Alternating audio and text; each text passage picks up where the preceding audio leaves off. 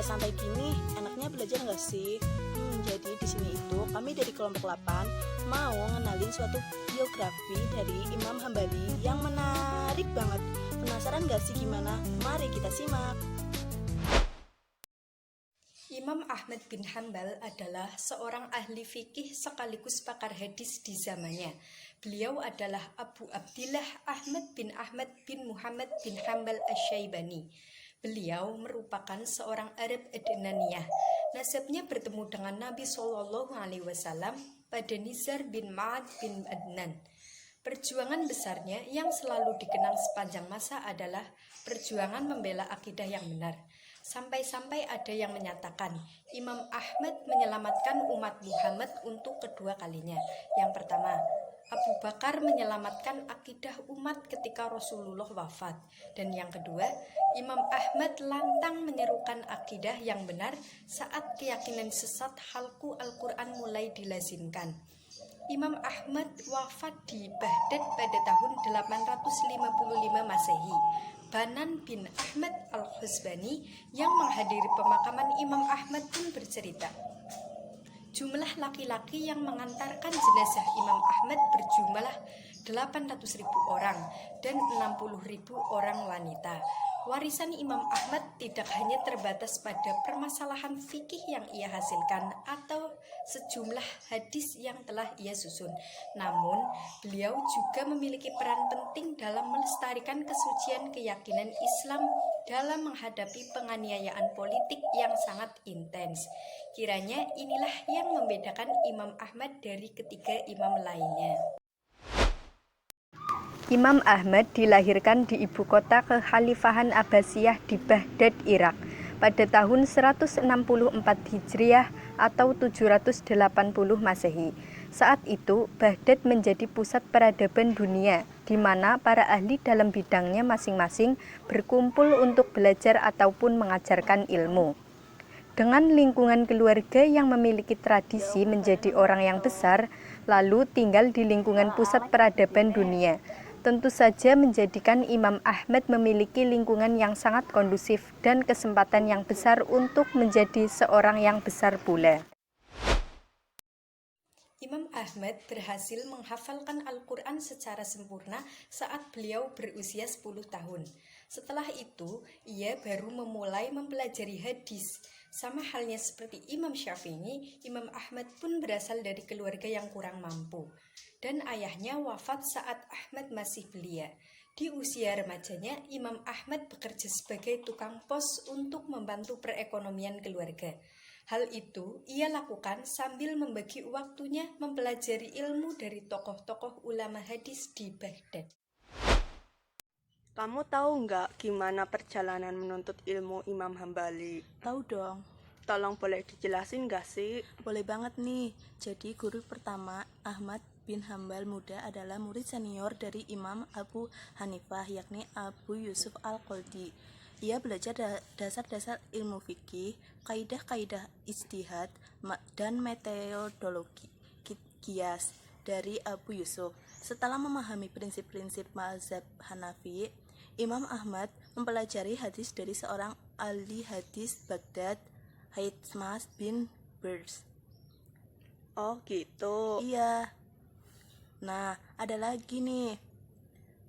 Tidak cukup menimba ilmu dari ulama-ulama Baghdad, Imam Ahmad juga menempuh safar dalam mempelajari ilmu. Ia juga pergi mengunjungi kota-kota ilmu lainnya seperti Mekah, Madinah, Suriah, dan Yaman. Dalam perjalanan tersebut, ia bertemu dengan Imam Syafi'i di Makkah. Lalu, ia memanfaatkan kesempatan berharga tersebut untuk menimba ilmu dari beliau selama 4 tahun. Imam Syafi'i mengajarkan beliau ini tidak hanya sekedar menghafal hadis dan ilmu fikih. Walaupun sangat menghormati dan menuntut ilmu kepada ulama-ulama mazhab Hanafi dan Imam Syafi'i, namun Imam Ahmad memiliki arah pemikiran fikih tersendiri. Ia menunjukkan bahwa beliau adalah seorang yang tidak fanatik dan membuka diri.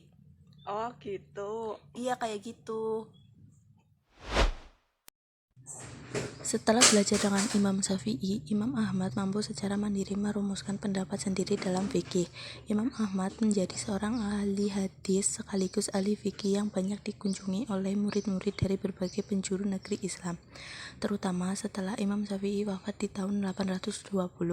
Imam Ahmad seolah-olah menjadi satu-satunya sumber rujukan utama bagi para penuntut ilmu yang senior maupun junior. Dengan ketenarannya, Imam Ahmad tetap hidup sederhana dan menolak untuk masuk ke dalam kehidupan yang mewah.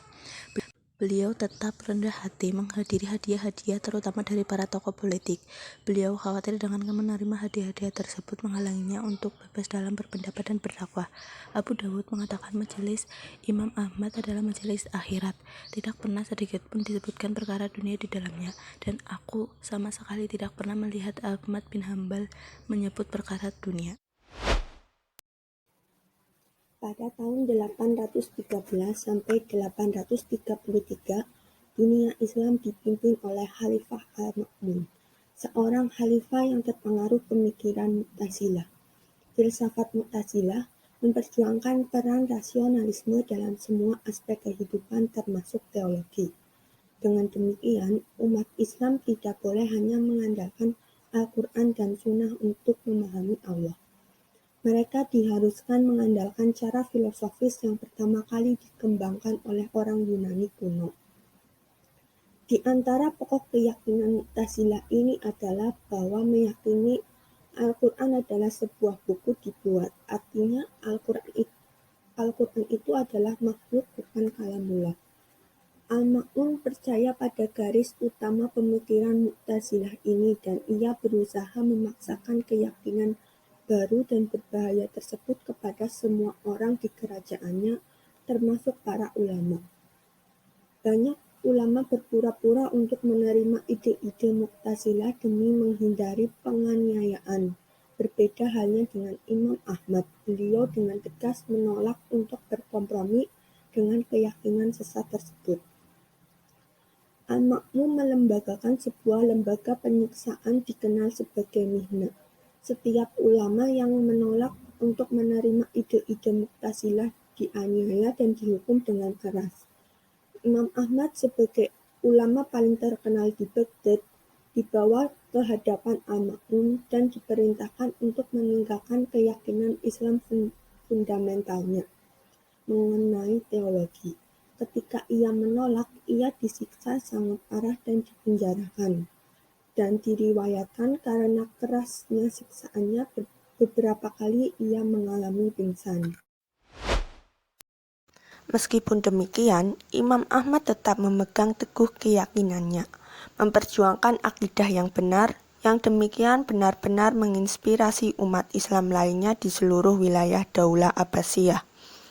Apa yang dilakukan Imam Ahmad menunjukkan bahwa umat Islam tidak akan mengorbankan akidah mereka demi menyenangkan otoritas politik yang berkuasa.